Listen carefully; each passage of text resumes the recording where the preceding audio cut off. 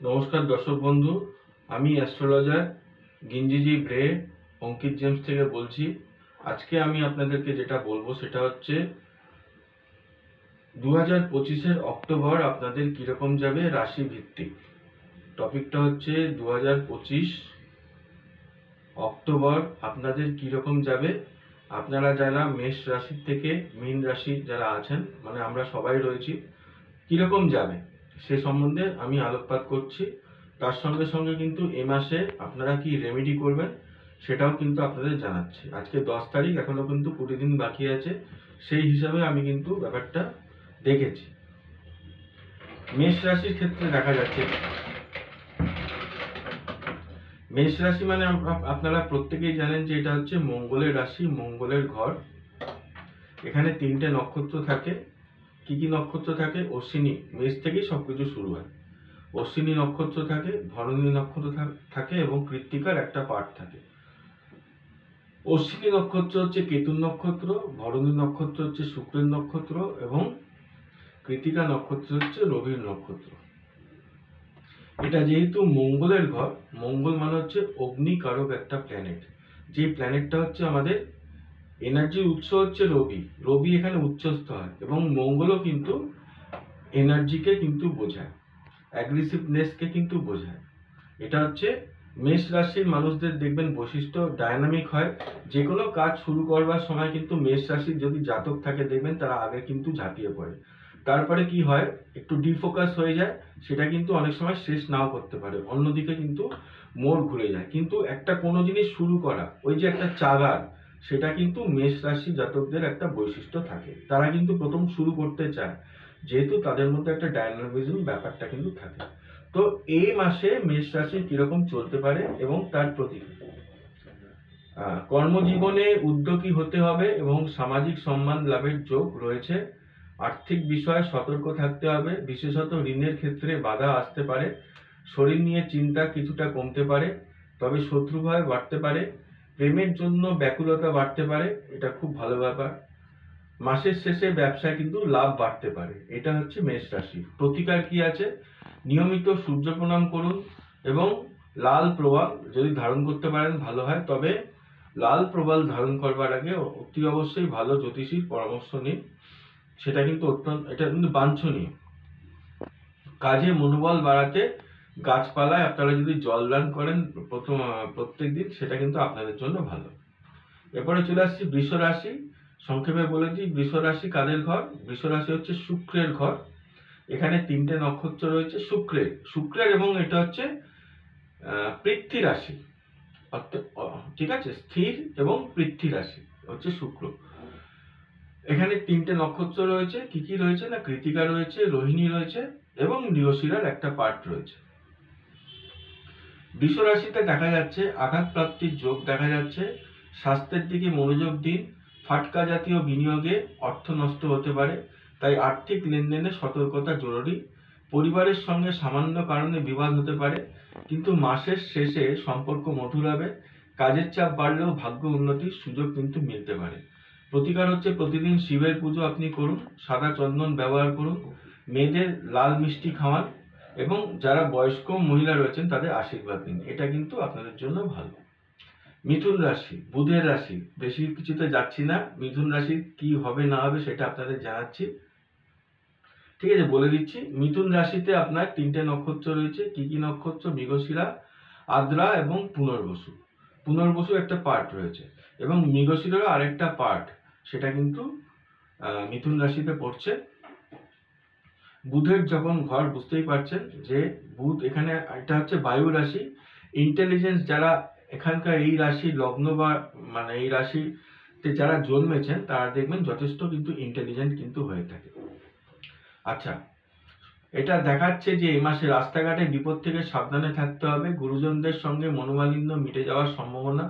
অর্থভাগ্য মোটের উপর ভালো থাকবে এবং যারা সম্পদ কেনাবেচা করেন তারা ভালো ফল পেতে পারেন। অসুস্থতার কারণে কাজে ব্যাঘাত ঘটতে পারে।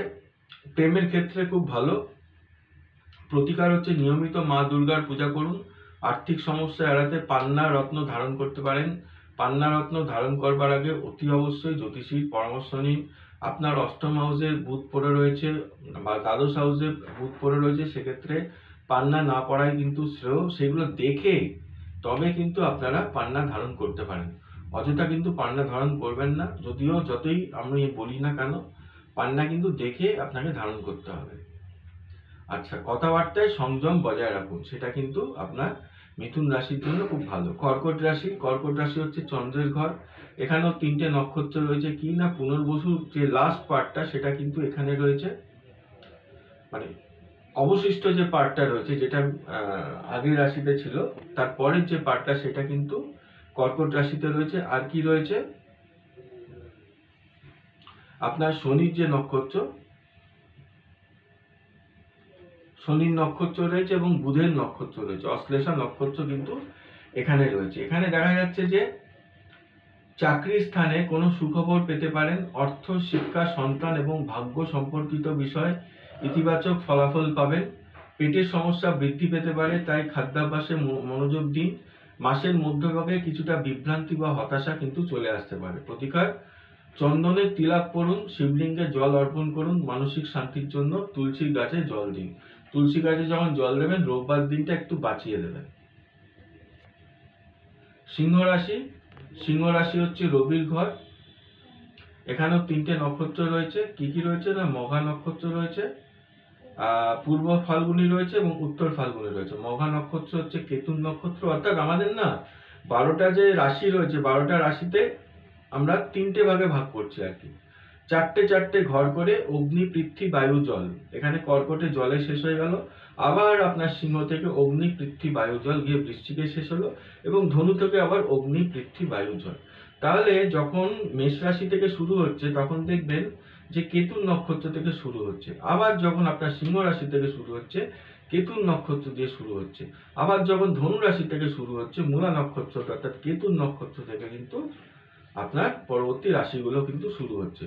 তাহলে এখানে মঘাটা কার না, কেতুন নক্ষত্র। তারপর হচ্ছে পূর্ব ফাল্গুনী শুক্রের নক্ষত্র, উত্তর ফাল্গুনী রবির নক্ষত্র। কি দেখা যাচ্ছে না, কর্মক্ষেত্রে বদলির সম্ভাবনা রয়েছে। সংসারে ব্যয় বাড়তে পারে, তাই আর্থিক ব্যবস্থাপনা বুদ্ধিমত্তার সঙ্গে করতে হবে।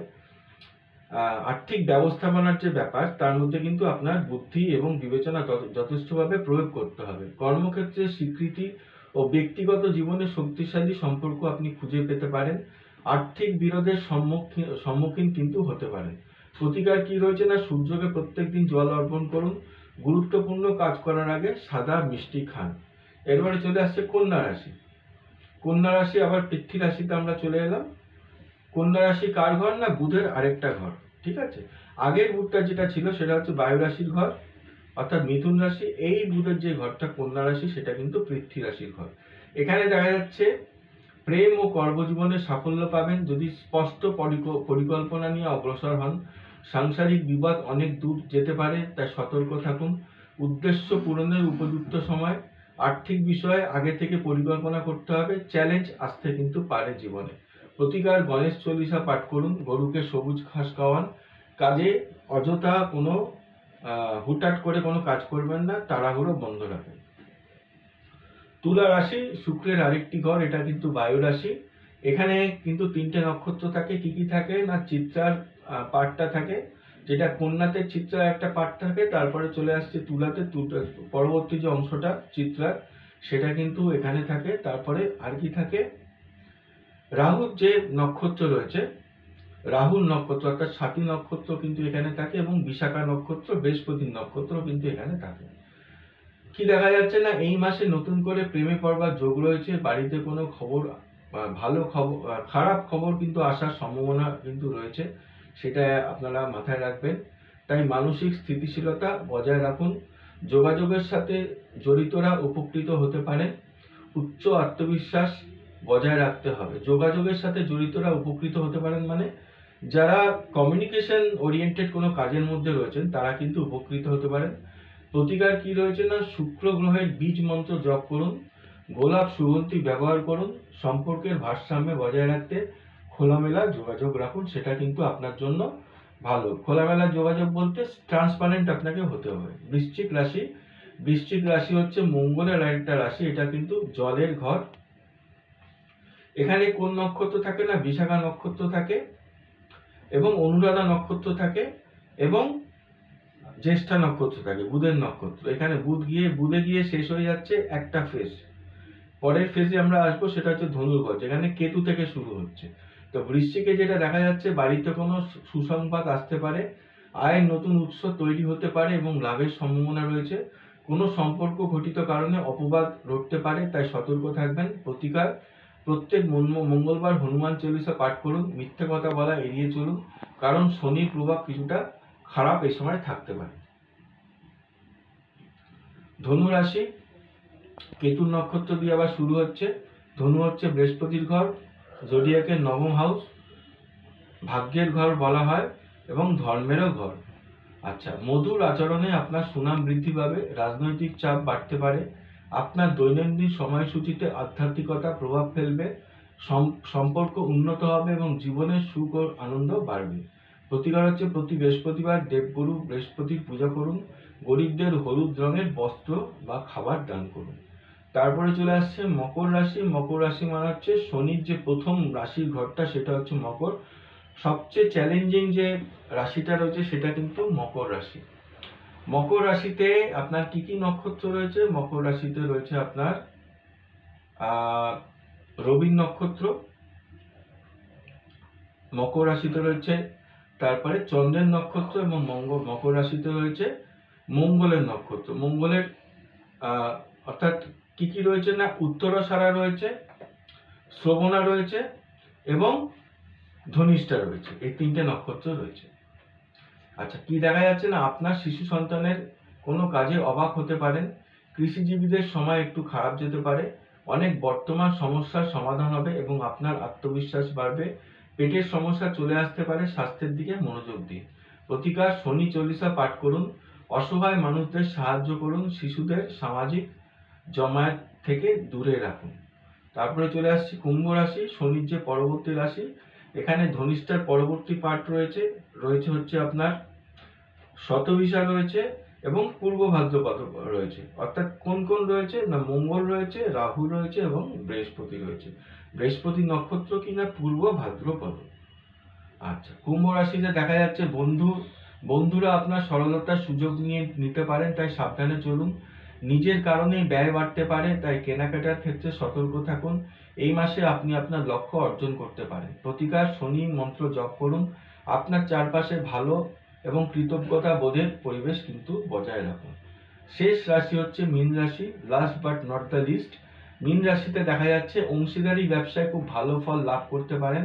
কোনো ব্যাপারে অপরের কাছে সাহায্য নিতে হবে। এই মাসে অপ্রত্যাশিত পরিবর্তন আসতে পারে, যা পরিকল্পনা পুনর্মূল্যায়নের ক্ষেত্রে আপনি একটা কার্যকরী সুবিধা পেয়ে যেতে পারেন। আর্থিক অবস্থার উন্নতি হবে এবং স্বস্তি মিলবে, এটা কিন্তু দেখা যাচ্ছে। মীন রাশিতে কি কি নক্ষত্র রয়েছে, পূর্ব ভাদ্রপদের পরবর্তী যে অংশ সেটা কিন্তু মীন রাশিতে রয়েছে এবং উত্তর ভাদ্রপদ রয়েছে, যেটা হচ্ছে শনির নক্ষত্র, এবং সর্বশেষ হচ্ছে রেবতী, যেটা হচ্ছে বুধের নক্ষত্র। তাহলে বুধ দিয়ে কিন্তু প্রত্যেকটা ফেজ কিন্তু শেষ হচ্ছে এবং কেতু দিয়ে প্রত্যেকটা ফেজ কিন্তু শুরু হচ্ছে। মীন রাশির প্রতিকার কি না, হলুদ চন্দন ব্যবহার করুন, গুরুচন্দ্রের সেবা করুন, স্বপ্ন এবং বাস্তবতার মধ্যে ভারসাম্য বজায় রাখতে হবে। যদি কনসালটেন্সি নিতে চান তাহলে অঙ্কিত জেমসে দেখুন, আপনারা একটা নাম্বার দেখতে পাচ্ছেন, সেই নাম্বারে যোগাযোগ করুন। আমি এখানে বুধবার দিন, বৃহস্পতিবার দিন এবং শনিবার দিন বসি। কৃষ্ণমূর্তি পদ্ধতিতে অ্যাস্ট্রোলজি করলেও অন্যান্য যে মোডালিটিস রয়েছে যেমন লাল কিতাব, বৈদিক, এগুলো কিন্তু প্রয়োগ আমার অ্যানালিসিসের মাধ্যমে ঘটে থাকে। তার সঙ্গে সঙ্গে নিউমারোলজি এবং বাস্তু কিন্তু করে থাকি। যাদের বার্থ ডিটেলস নেই, বার্থ ডিটেলস মানে হচ্ছে date of birth, time of birth এবং প্লেস অফ বার্থ, যাদের নেই তাদের কিন্তু হোরারির মাধ্যমে আমি কিন্তু বিচার করে দিই। ওইটা অত্যন্ত একটি শক্তিশালী পদ্ধতি। অঙ্কিত জেমস হচ্ছে রাসবিহারীর যে প্রিয়া সিনেমা হল রয়েছে ঠিক তার অপোজিটে। এটা কিন্তু আপনার সকাল 11টা থেকে খুলে যায় এবং রাত্রি 8টা অবধি কিন্তু অঙ্কিত জেমস খোলা থাকে। কি কি পাবেন না, সমস্ত উন্নত মানের সমস্ত জেমস্টোনস কিন্তু আপনারা অঙ্কিত জেমসে পাবেন। যারা জেমস্টোনের থেকে রুদ্রাক্ষের উপর বেশি ডিপেন্ড করেন তারা কিন্তু রুদ্রাক্ষ এখানে পেয়ে যাচ্ছেন। আর কি পেয়ে যাচ্ছেন না, ক্রিস্টালসের আইটেম এবং নানা রকম জুয়েলারি যে সমস্ত সামগ্রী রয়েছে সব কিন্তু এখানে অঙ্কিত জেমসে পেয়ে যাচ্ছেন।